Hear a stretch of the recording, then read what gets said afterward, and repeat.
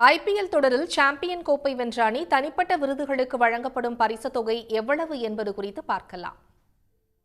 நடப்பு season IPL தொடருக்கான பரிசுத் தொகையாக மொத்தம் 46 கோடியே 5 லட்சம் ரூபாயை பிசிசிஐ அறிவித்துள்ளது. அதன்படி இறுதி ஆட்டத்தில் வெற்றி பெற்று சாம்பியன் கோப்பையை வெல்லும் அணிக்கு 20 கோடி ரூபாய் பரிசுத் தொகையாக கிடைக்கும். தோல்வியடையும் அணிக்கு 13 கோடி பரிசுத் தொகை வழங்கப்படுகிறது. மேலும் தகுதி சுற்றில் தோல்வியடைந்த அணிக்கு 7 கோடியும், எலிமினேட்டர் சுற்றில் தோற்ற அணிக்கு 6 கோடியே 50 லட்சம் ரூபாயும் பரிசுத் தொகையாக பிசிசிஐ வழங்குகிறது. தனிப்பட்ட விருதுகளுக்கான பரிசுத் தொகையில் அதிக ரன்கள் குவித்து ஆரஞ்சு தொப்பி வைத்திருக்கும் வீரருக்கு 10 லட்சம் ரூபாய் பரிசுத் தொகை வழங்கப்படுகிறது. தற்போது குஜராத் அணி வீரரான தமிழ்நாட்டைச் சேர்ந்த சாய் சுதர்ஷன் 759 ரன்களுடன் முதலிடத்தில் உள்ளார்.